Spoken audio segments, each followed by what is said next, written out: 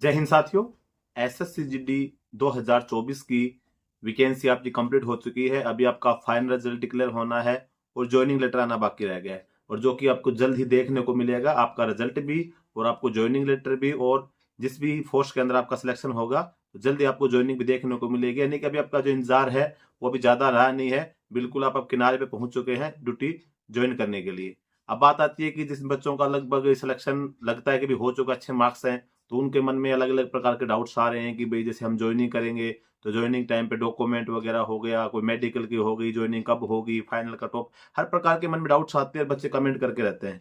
अभी एक बच्चे ने कमेंट किया कि सर जब ज्वाइनिंग टाइम पे क्या मेडिकल होगा कि नहीं होगा, अगर मेडिकल होगा तो क्या हार्ड होगा, आसान होगा, मेडिकल में फेल होने के ऊपर क्या हमको निकाल दिया जाएगा।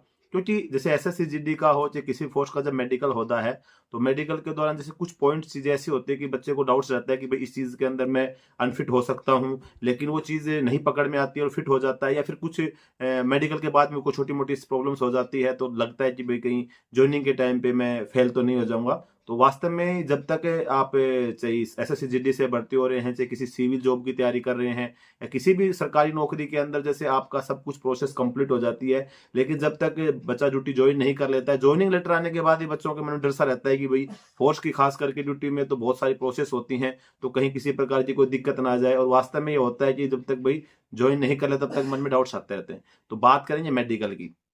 तो देखो मेडिकल आपका हुआ, एसएससीजीडी का आपने क्लियर कर दिया, तो लगभग आप ये मान के चलो कि इतना नॉर्मल तो मेडिकल होता नहीं कि भाई आपको नॉर्मल सा पुलिस वगैरह को होता चेक कर ले रहा, आप पास हो गए।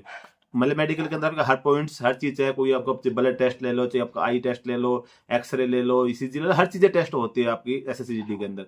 लेकिन जब अभी आपका मान लो फाइनल रिजल्ट आएगा, अगर आप ज्वाइन करते हैं, चाहे आप बीएसएफ में कर रहे हैं, चाहे आप आईटीबीपी में कर रहे हैं, चाहे आप एसएसबी में कर रहे हैं, चाहे सीआरपीएफ में कर रहे हैं, जब आप ड्यूटी ज्वाइन करेंगे तो ज्वाइन करते समय आपके जितने डॉक्यूमेंट्स होते हैं वो तो चेक होंगे होंगे ओरिजिनल डॉक्यूमेंट्स भी आपके जमा हो जाते हैं ड्यूटी ज्वाइन करते समय। और फिर जब आप ज्वाइन करेंगे उस टाइम पे आपका हाइट, वेट, चेस्ट वगैरह, मतलब हाइट मेन चीज होती है, हाइट वगैरह आपका रिकॉर्ड मेंटेन किया था, आपके रिकॉर्ड के अंदर लिखी जाती है कितनी हाइट है, आपके आइडेंटिफिकेशन मार्क्स क्या है। तो एक नॉर्मल नॉर्मल मोटा मोटी आपको चेक किया जाता है। क्योंकि आप ये सोचेंगे कि जैसे हम लोगों का अभी जब रिक्रूटमेंट प्रोसेस के दौरान जैसा मेडिकल हुआ था और वैसा ही मेडिकल हमारे ज्वाइनिंग टाइम पे होगा, तो ऐसा बिल्कुल अपने मन से विचार से निकाल देना।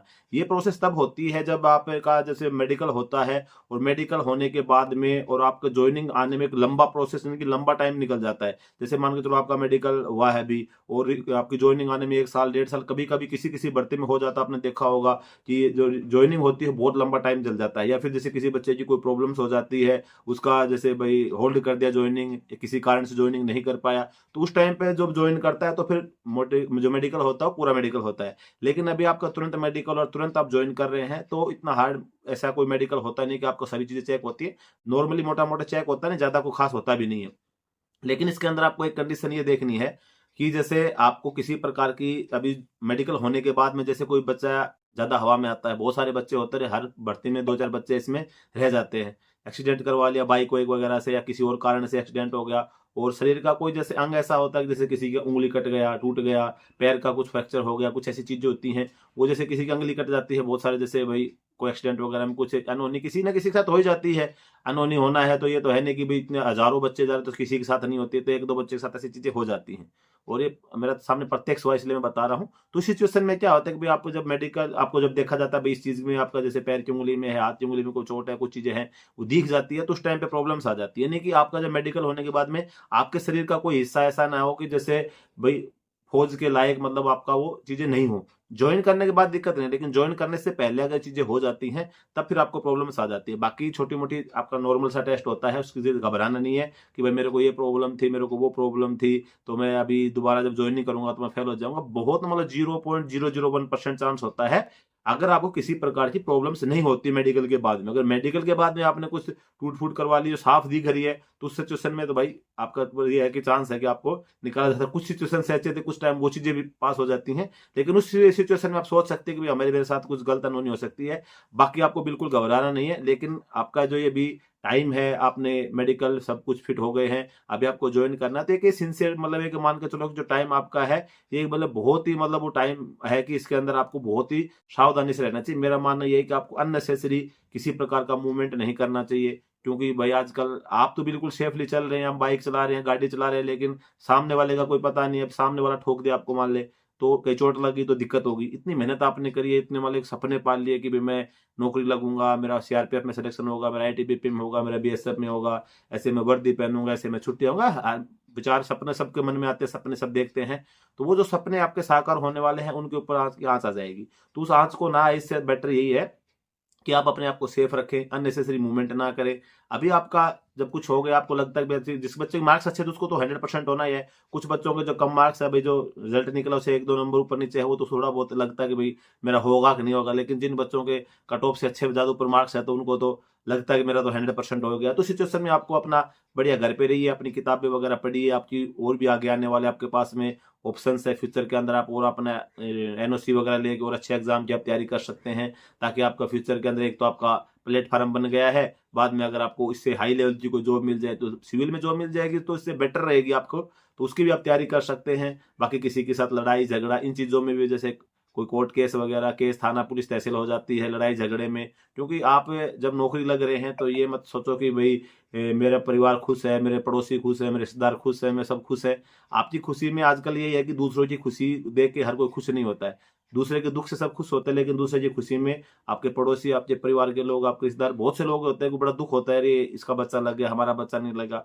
तो इस सिचुएशन में कोई ना कोई ऐसे सबकी किसी न किसी पड़ोसी के साथ, परिवार में, रिश्तेदारी में छोटी मोटी बातें चलती रहती है। तो उस सिचुएशन में वो बदला लेने के लिए आपके ऊपर को कार्रवाई कर दे, तो इन सिचुएशन से भी आपको बचकर रहना है। क्योंकि आपके पास में नौकरी आपकी बिल्कुल मुट्ठी के अंदर है, और फिर इसको कोई छीन के ले जाएगा तो बहुत बुरा फील होगा। और ये उसमें खास करके जब होगा जब आप खुद अपनी गलती के कारण करेंगे, क्योंकि आपने इतनी मेहनत करी और आप यहाँ तक पहुंचे हैं। कितने मतलब लाखों बच्चों के साथ आपने कंपटीशन करके आप इस स्टेज तक पहुंचे हैं। अब एक छोटा सा एक मतलब बाल भर आपका बचा हुआ है कि एक ज्वाइनिंग आपकी आनी है, ज्वाइन आपको करना है, और उस बीच के अंदर आपने कोई छोटी मोटी ऐसी गलती कर दे जिसका पछतावा आपको जिंदगी भर रहे, तो मेरा मानना है कि ऐसा ना करें। और बिल्कुल आप ये मन में मेडिकल को लेकर इसी प्रकार का डाउट्स है कि भाई ज्वाइनिंग टाइम पे जो मेडिकल होगा हम फैलेंगे, वो मन से निकाल दे। अगर आपके शरीर के अंदर कोई कमी नहीं है, जब मेन मेडिकल हुआ आपका पूरी चीजें चाहे कोई, जब उसमें कोई दिक्कत नहीं है, तभी तो आपको कोई दिक्कत नहीं आनी चाहिए। बशर्ते आप अपने आप को सेफ रखिए। अगर आप अपने आप को कुछ गलती करेंगे, कुछ चोट खा लेंगे, कुछ होंगे, तो सिचुएशन में फिर तो आप खुद जवाबदार होंगे। तो मेरा कहने का मतलब है कि आपने खुद इतनी मेहनत करी है, तो खुद कैसी गलती ना कर दें कि आपके जब ज्वाइनिंग टाइम पे किसी प्रकार की आंच आए।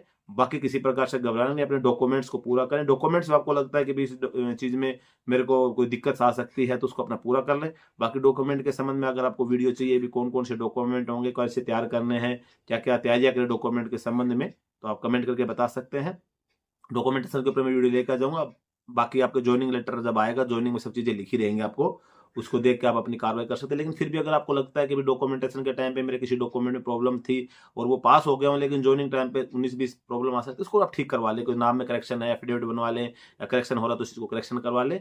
बाकी अपनी बढ़िया ऐसी हमारी शुभकामनाएं आपके साथ है, या आपका जैसे ज्वाइनिंग आए तो बढ़िया से अपना ज्वाइन करके अपना जिस भी फोर्स में आपका सिलेक्शन, उसकी सेवा करें और देश सेवा में अपना योगदान सुनिश्चित करें। आज के वीडियो में बस यही जानकारी अच्छी लगी, वीडियो को लाइक जरूर कर देना, चैनल पे पहली बार है सब्सक्राइब जरूर कर देना। जय हिंद।